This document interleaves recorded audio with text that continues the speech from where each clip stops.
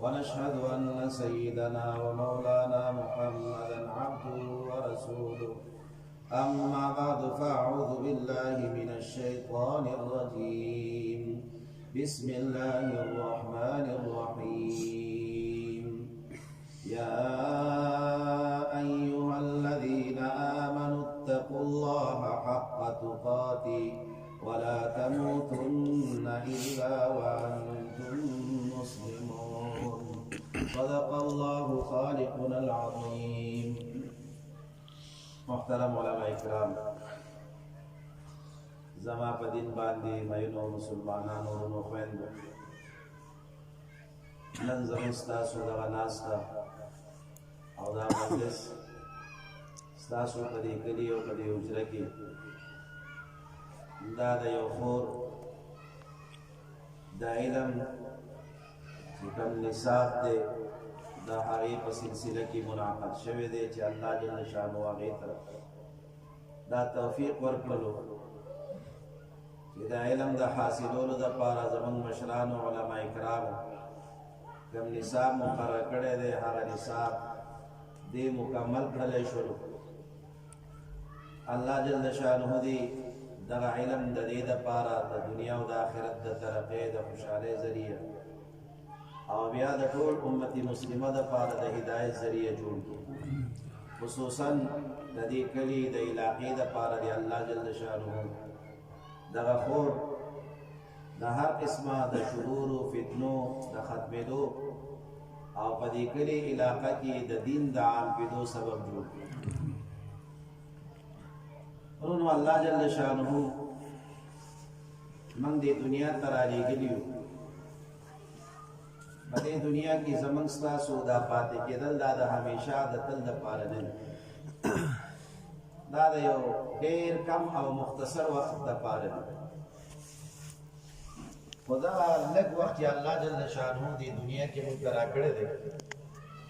دا انتهایي قیمتي وخت یې راکړی دی. په دې لږ وخت کې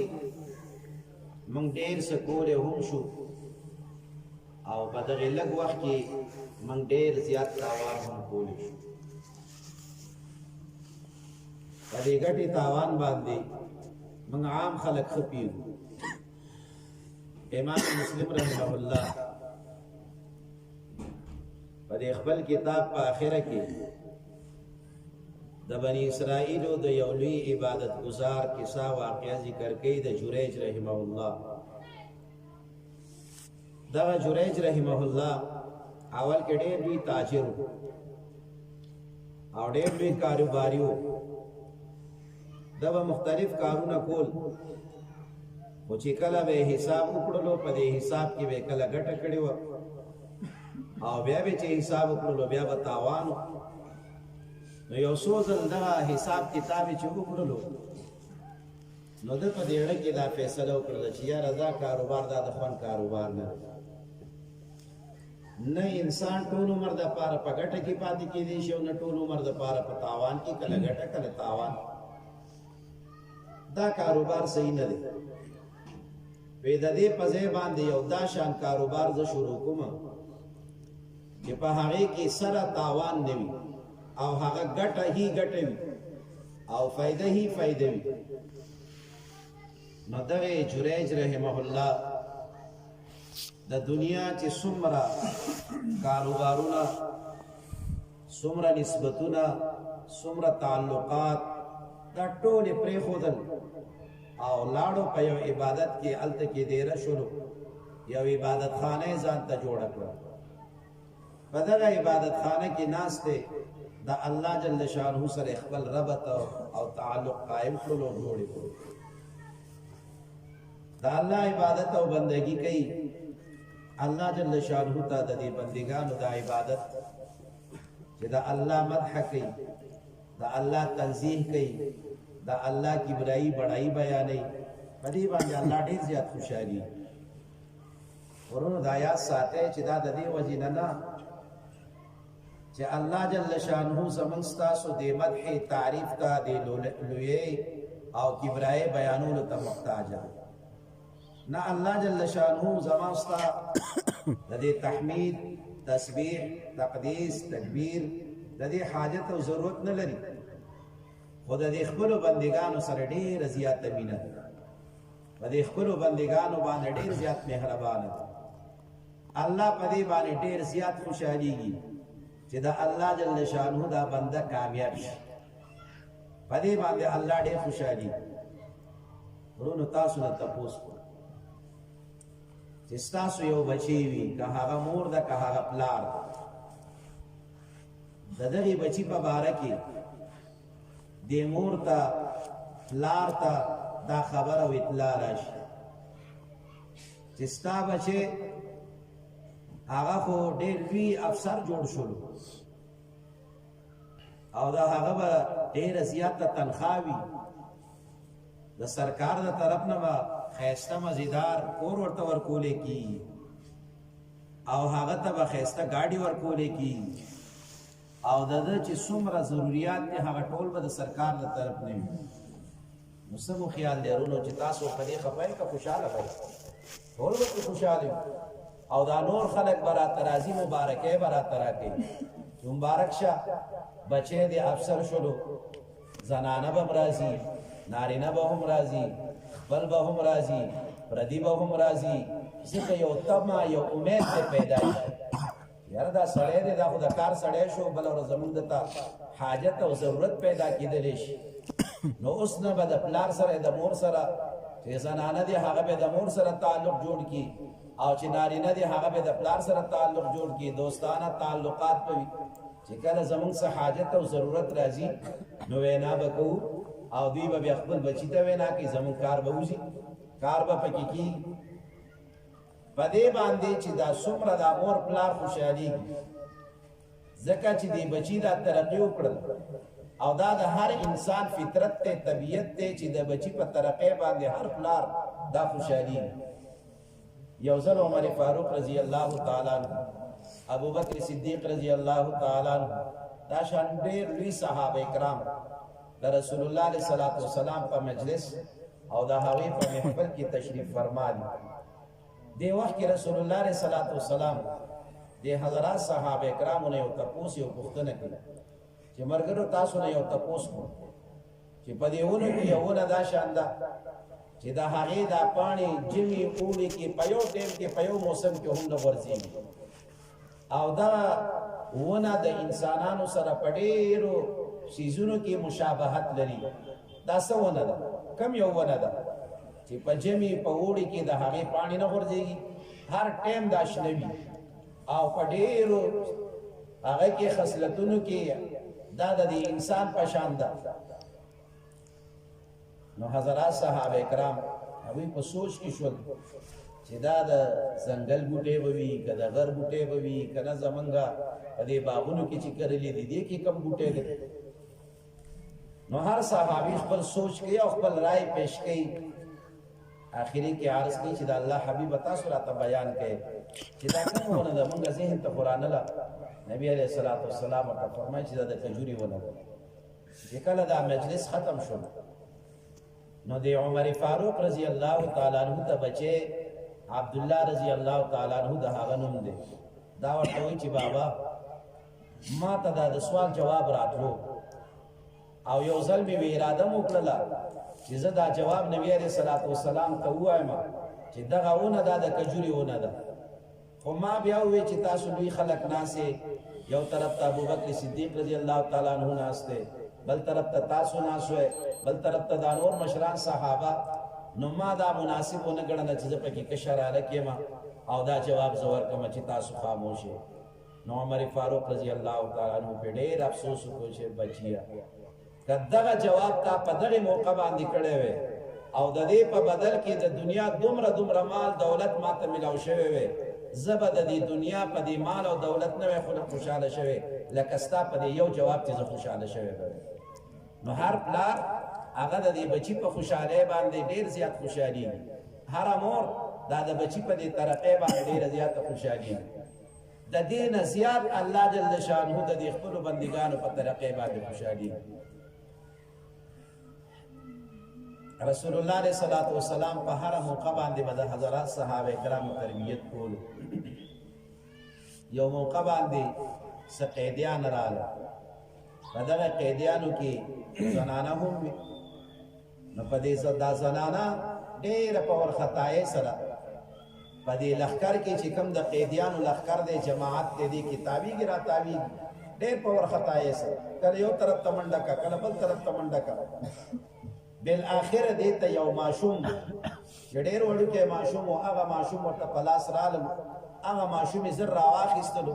سینې ته یې واچولو ماشوم ته یې پی ورکړو چې کله دغه پی دی ماشوم ته ورکوي نبی علیہ الصلوۃ والسلام حضرات صحابه کرامو ته فرمایي زما مرګرو تاسو وایي چې سمو خیال دی چې دغه مور به دا بچی چېرته اور ته وغورځوي وینا پرته د الله حبیبه دا غریبه خو چې تر اوسه پورې دا بچی ورسره نه و دا دومره پریشانه وه چې بالکل په ځان نه پوهېدله کله یو طرف ته منډې وهه کله بل طرف ته منډې وهه د دغې بچي د پیدا کولو دپاره چې کله دا بچی په دغې خلکو کې را پیدا کړلو نو فوراً د زیاتې مینې او د محبت د وجې نه دغه بچی خپلې سینې ته واچولو نو دا مور کله هم دا بچی اور ته نه غورځوي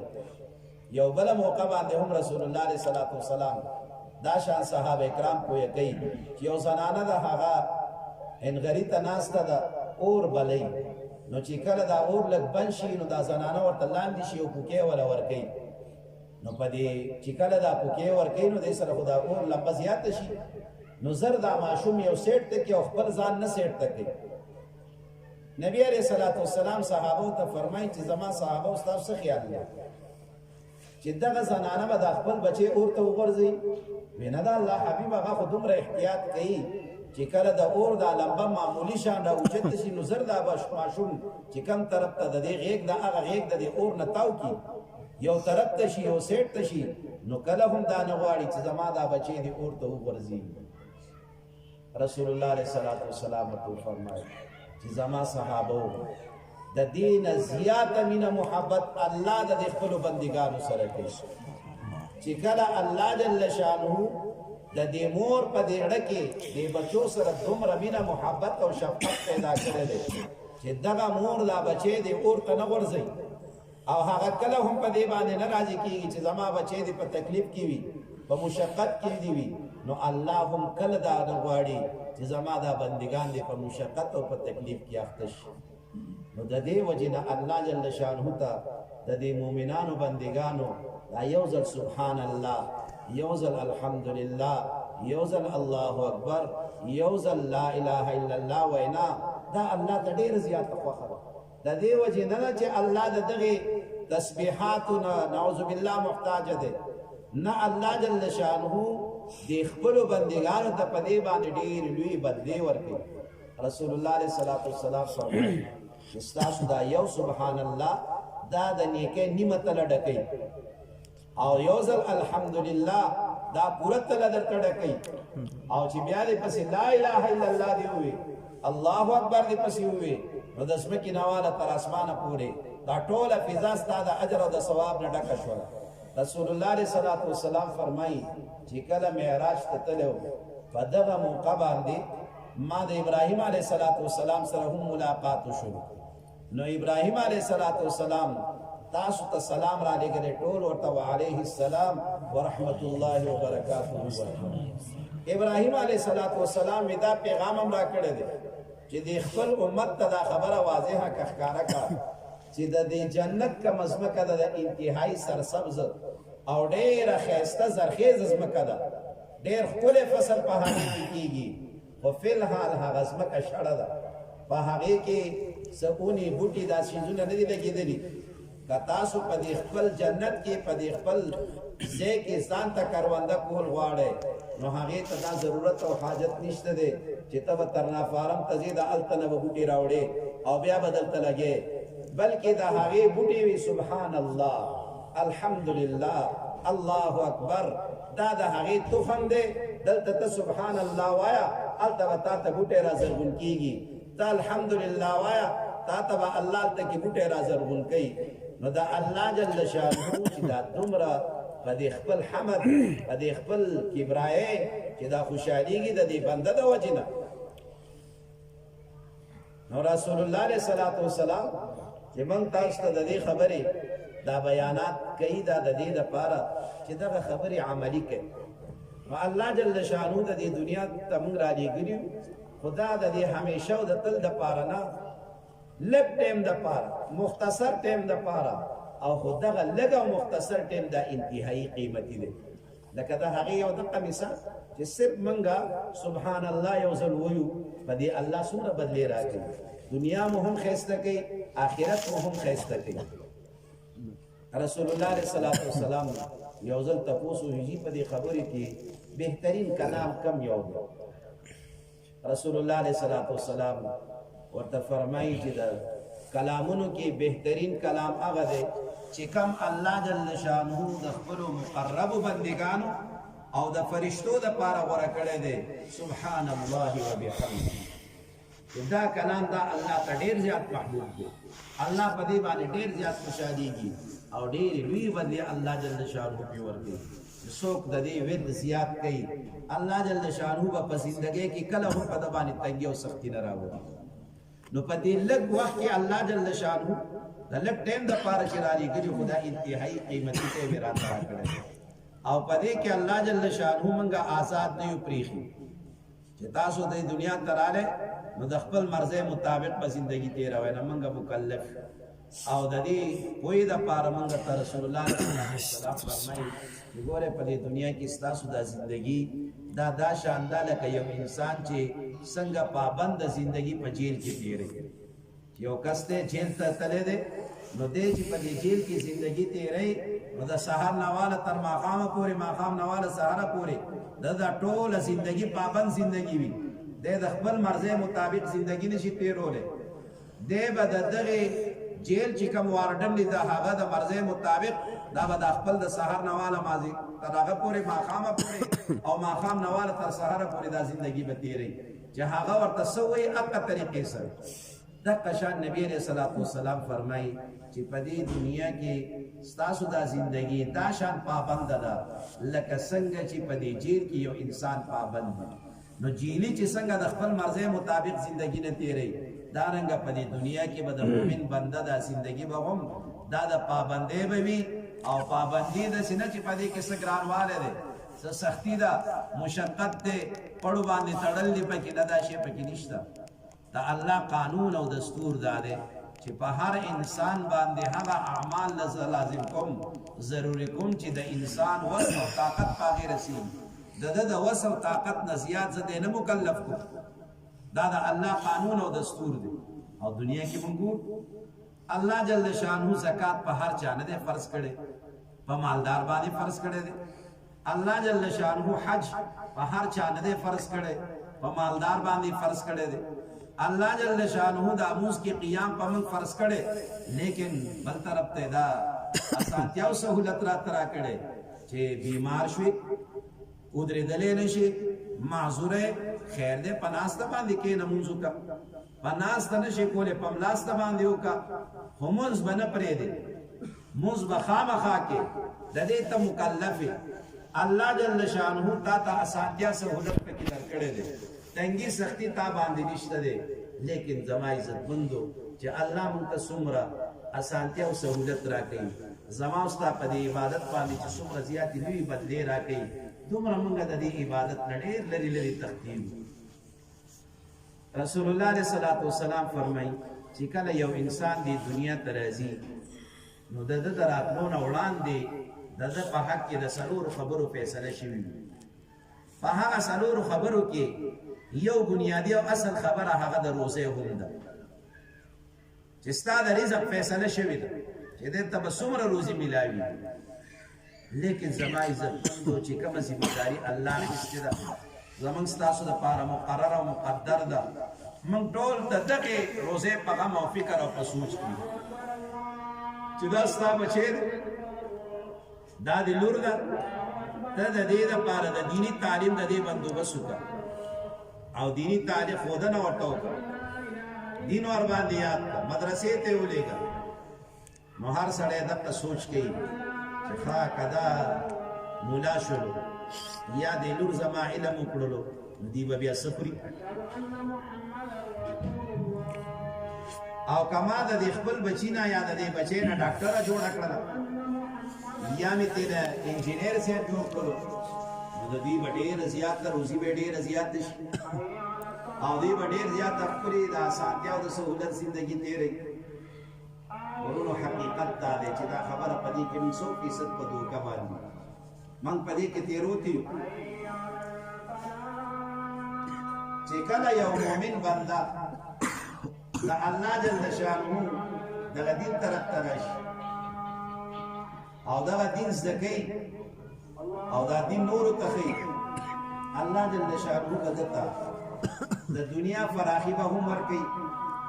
د برزخ فراخي به هم ورکوي آخرت کې به هم الله د سہولت ورکوي زمن په دې علماو کې یو ډېر لوی عالم تیر شوی د امام ابو یوسف رحمه الله دا امام ابو یوسف رحمه الله د یتیم مورې دا بچې بوتلو د یو رنگساز سره کېنولو چې دغه بچې به تا ته راځي روزانه د دې رنګ چل به هم یاد کي او چون کې د دې عام خلکو دغه دستور دی چې یو شاګرد د سره کار کوي او بیا ماښام مازدیګر کور ته چوټي ورکوي نو په جیب کې ورته یو 50 روپۍ هم واچي چې دا بچې دا ستا خرچه شوله نور تنخواه نه یې ورته مقرر واسې د ده د خوشحال ساتلو دپاره څه ناڅه خرچه هم وله ورکوي نو دې مور چې کله دا بچې بوتللو نو یو څو ورځې دا بچې به راتلو نو یو 10-15 روپۍ به مور ته ورکړلې چې مورې دا استاد راکړي دي یو څو ورځې چې تېرې شولې یو ځل امام یوسف رحمه الله روان دی خپل کار ته ځي په لاره کې وکتل چې دا شان پټکو والا خلک دی یو ځای ته ننوځي نو دی هم پسې ورغلو چې دلته څه دي نو چې دی کله دننه ورغلو نو ډېر په خاموشۍ سره په ادب او په احترام سره ډېر زیات خلک ناست دی او هلته کې یو ملا صاحب ورته ناست دی څه خبرې ورته کوي نو دې ته هم د مجلس او د محفل خوند ورکړو دی هم راغلو په دغه مجلس او محفل کې کېناستو نو هلک نه کار پاتې شو دی په دغه مجلس کې ناست دی ډېر زیات ټیم یې تېر کړو تر دې پورې چې هغه کلاس ختم شو دا ورځ یې دلته تېره کړه سبا چې بیا راغلو نو بیا دغه په مجلس ته کېناستو هغه د رنګریز دوکان کې نه پاتې شو بله ورځ بیا اخري کې دا مور ورباندې شکي شوله چې مخکې خو دا بچی به مې چې راتلو نو د ځان سره به یې 10-15 روپۍ هم راوړلې او په ټیم به تلو په ټیم به راتلو اوس خو داسې بېټۍ به ځي راځي راشه دا بچی لږ وڅاره چې دا کم خوا ځي چېرته به بل باندې نه اخته شوی نو چې کله امام یوسف رحمه الله د کور نه را بهر شو نو دا مور هم ورپسې راووتله پرده کې پسې را روانه ده چې ویې کتل دا ماشوم یو بل ځای ته ننوته نو دا مور هم پسې راغله چې ویې کتل هلته یو ملا صاحب ناست دی او تقریر او بیان یې شروع کړی دی نو زنانه خو جذباتیانې وي نو ورته پکار شول چې ملا صاحب دا د زما بچی دی بې لارې کړلو یو څو روپۍ به ما ته راوړلې هغه روپۍ نه دې هم محرومه کړلو او دغه بچی خو ما د دې دپاره لېږلی و چې دی به څه کسب یاد کړي چې د ده مستقبل او آینده زمانه یې ښه شي ما خو د دې دپاره دی لېږلی و او تا بېکاره کړلو د کاره دې وویستلو او هېڅ قسمه څه ورته ښیم نه بس مسلې دي جومات کې ناست او دوی باندې خپل سبق یاد دی امام ابو یوسف رحمه الله تعالی جل شانه دا امام ابو حنیفه رحمت الله تعالی علیه ته الله جل شانه ډېر زیات لوی عقل ورکړو ډېر زیات پوهه ورکړو امام ابو حنیفه رحمت الله تعالی علیه ورته سخت جواب نه ورکړي ورته غوسه کېږي نه پکار کېږي نه دې نه تپوس کوي چې تا ورته څه کار ښودلو ما خو د دغې رنګونو کار مې ورته ښودلو چې دا رنګونو چل به یاد کړي او پیسې به ګټي امام ابو حنیفه رحمت الله تعالی علیه ورته فرمایي چې زه ورته کار ښیم وی ته څه کار ورته ښې وی زه ورته دا شان کار ښیم چې دی به د بادام والا فالودې وخوري دا شان فالودې چې په هغې کې به بادام هم وي ناشنا فالوده چې بل چاته به نه میلاویږي او دته به میلاویږي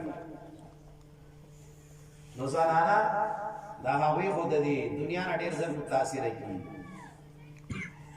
دنیا ډېره زیاته خوښوي د دې سره ډېره زیاته مینه محبت او بیا هم امام ابو حنیفه رحمت الله تعالی علیه کې کمال داو چې دا هغوی سره به څومره شاګردانو نو هغوی ته به خرچه هم ورکول نو امام ابو یوسف رحمه الله دا وړوکی هلک دی دته هم دا خرچه شروع کړه نو خرچه به یې کور ته وړله نو مور یې خوشحاله شو څه وخت بعد امام ابو یوسف رحمه الله نه ډېر لوی قاضي جوړ شولو د ټولې دنیا قاضي القضات چیف جسټس د ټولې دنیا نو یو ځل هارون رشید باچا ته هغه خپل چې کوم لنګري یو ناشنا قسمه فالوده ورته جوړه کړله نو دې بادشاه ته راوړل بادشاه ورته وکړه داسې دی وی صاحب دا مې یو نوی شی درته تیار کړی دی زمون ستاسو دی نوی اصطلاح کېږي دا نوی ډش دی دا یو نوی شی دی دا مې درته تیار کړی دی او د دې نه وړاندې دا به تا نه وي لیدلی او نه به یې د دې خوند څکلی چې کله هغه وڅکلو ډېر زیات یې خوښ شو افغاني بادشاهان هم ډېر زیات قدردان نو هغه زر دغه لوښی راواخیستلو امام ابو یوسف رحمه الله ته راوړ دا هغه سره دغه یو ځای باندې دا فالوده وخوړل چې کله یې دغه فالوده وخوړل نو بیا یې د خپل لنګري ته اډر جاري کړل چې روزانه به امام ابو یوسف رحمه الله ته دقه عمره فالوده تیارې او ښایسته کېبې او خرابې به نه نو دغه رزق چې کله جاري شولو نو یو ورځ امام ابو یوسف رحمه الله سره مور ناسته دغه فالوده راغله مور ته یې مخې ته کېښودل مور ته نه تپوس کوي چې بچی داسې دي امام ابو یوسف رحمه الله ورته وایي چې مورې دا زما د استاد صاحب هغه خبره ده چې تا ته زما استاد صاحب دا فرمایلی وو چې زه دته دا شان کسب او هنر ورته ښیمه چې دی به د بادامو والا فالودې او د بادامو والا حلواګانې به خوري دا هغه زما د استاد صاحب د هغه خبره ده چې الله زه نن دې ورځې ته رسولی یم چې زما د استاد صاحب خبره الله رښتیا کړله په دې دومره لوی ملک او وطن کې دا څیز هیڅ چاته میسر او مهیا نه دی او زما دپاره روزانه د دې اډر شوی دی چې روزانه به درته دا ورکوی نو یو وزیر ته دغه څیز نه میلاویږي یو فوجي جرنیل ته نه میلاویږي او دا بادشاه حاکم ته نه میلاویږي لیکن هغه یو طالب هغه یو چړی چې هغه خپل کار او کسب او هنر په ظاهره باندې چې مور یې پې خفه وه چې تاسو به لا څه ورته ښی نو په دنیا کې هم دغه حالت او کیفیت دی او بیا په عالم برزخ کې هم د دوی به دغه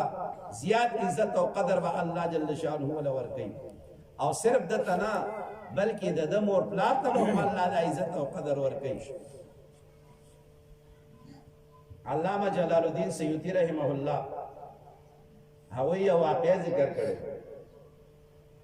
چې یو بزرګو هغه په یو قبرستان باندې تېرېدلو الله جل شانه دوی ته د دغې قبرونو والا حالت دی په دې باندې ظاهر کړلو او دوی ته کشف وشو نو ګوري چې دا د قبرستان والا خلک ټول په یو ځای باندې راټول شوي دي راجمع شوي دي او په دغې کسانو کې یو کس ته هغه ته دا شان یو کرسۍ اچولې شوې ده دی په هغه کرسۍ باندې ناست دا لاندې چې څومره کسان دي د دوی مخې ته سپینې دانې راغورځېږي لکه د دې پولیو په شان د جوارو چې څنګه پولی وي د دې پولیو په شکل کې دانې ورته راغورځېږي نو دغه چې څومره لاندې خلک دی دوی دغه پولی زر زر راغونډوي ځان ته او دا بل کس په دې کرسۍ ناست دی بېغمه ناست دی ګوري دې خلکو ته نو دغه بزرګ د دې کرسۍ والا نه تپوس وکړو چې ملګری دا لاندې ملګري دا څوک دی او ته څوک دی هغه ورته وایي چې موږ ټول د دغې قبرستان والا خلک یو چې په دې قبرستان کې څومره خلک دفن دی منګه هغه خلک نو بس شکل دا خبره ورته وکړه ورته حیران شو چې خدا سپین سپین دانې چې دا خلک راغونډي دا څه دي وی دا سپین دانې دا هغه ثوابونه او اجرونه دي چې تاسو منځو کې قرآن تلاوت کې یا بل څه نیک عملو کې لاس پورته کې چې خدای دې اجر او ثواب دې مردگانو ته ورسه الله جل شانه په دې شکل کې مونږ ترا کوي نو هر کس لګیا دې ځان خپل اجر او ثواب چې څومره د چا په نصیب او قسمت کې هغه ځان ته حاصله وی خا دا کسان خو لګیا دي دغه اجر او ثواب ځان ته حاصله نو ته دې بیغمه بي فکر ولې ناسي ځکه مونږ ته رسول الله عليه الصلاه والسلام دا فرمایلی دي چې ګوره تاسو څوک وفات شي دا څنګه دي چې بد د مزه شو بلکې نبی عليه الصلاه والسلام فرمایي چې دې تاسو د دعاګانو انتهایی محتاج وي تاسو د ایصال ثواب انتهایی محتاج وي وې دې دا شان وی لکه یو کس ته هغه سیلا وکړو او په دې سین کې روان دي نو دې د خپل ځان بچکولو د پاره هر بوټي ته هر سیس تلاس اچي خو چې په هر طریقې چې زه بچ شم او د دې سین چې لا وکړې مده دې لا وکیدو نه محفوظ شم نو نبی عليه الصلاه والسلام خو موږ ته دا فرمایي چې هر انسان چې مرشه هغه د ژوندو د دعاګانو دا شان محتاج دی لکه دغه سړی چې یو سهارې ته محتاج چې شکر تلاش راکړي او د دې لختي او د دې کوی نه مې وباسي تب دا شان باندې بیغمه بي فکر ناسي ویسه به خو ملک یم کنه او زه خو نواب یم زه چودري صاحب یم ما ته د دې شي نو حاجت او ضرورت نشته دی دا خدای بنده تا ته ولې نشته ته څنګه ملک شولې څنګه چودري صاحب شولې او څنګه د نن سبا اصطلاح مطابق مې نه صاحب شولې نو دې ورته وایي چې ما خو یو کار کړی دی څه کار دې کړی دی کار می دا کړی دی چې په دنیا کې الله راته یو بچی را کړو هغه یو بچی ما قرآن ته کېنو هغه قرآن زده کړلو قرآن په یاد باندې یاد کړو هغه الله جل شانه حافظ د قرآن جوړ کړی دی اوس زما هغه یو بچی هغه یو دکان دی هغه دکاندارې ته ځي سحر ځي او ما خامه پورې دې په دې دکان کې وي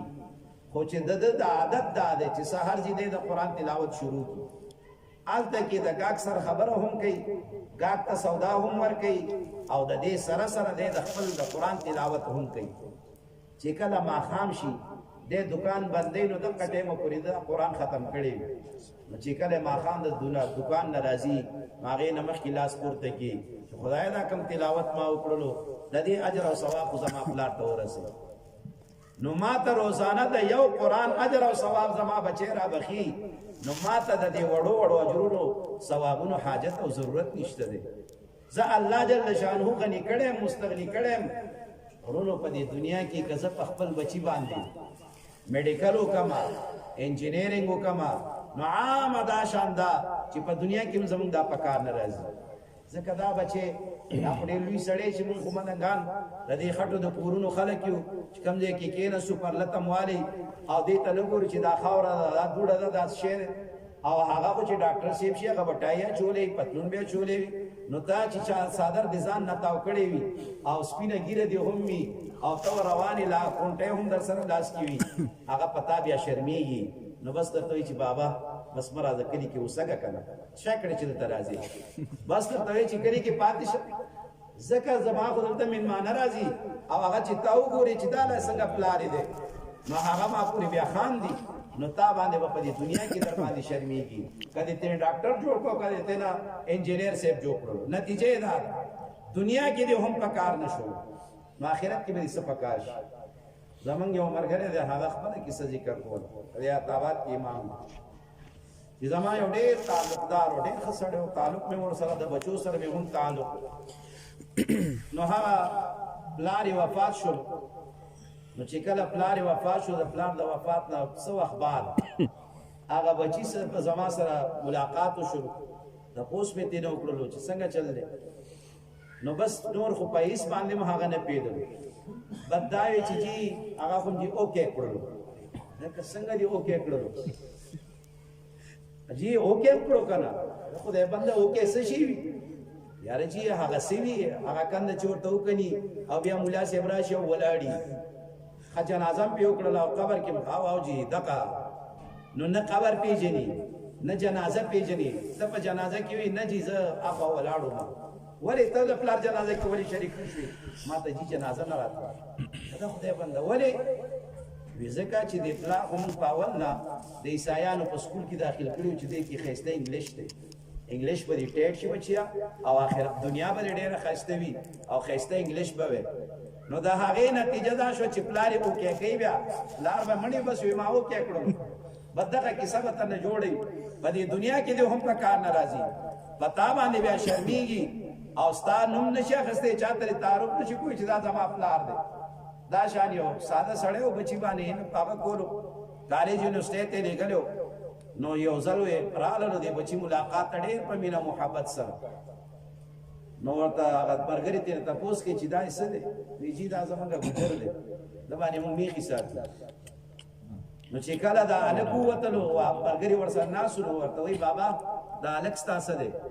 وی بچی دا خو زما بچی دی که نه زما زوی دی د ملاقات ته راغلی وی بابا دی خو چې دا زمون ګوجر دی وی او کنه زه ګوجر یم خو زه د مور ګوجر یم هغه مور یې میخه ده هغه زه ساتم ورته او دغه شان شی دی نه راوړی نو چې کله تربیت نه وي او صحیح طریقې سره د دې ماشومانو خیال لحاظ ونه ساتلی شي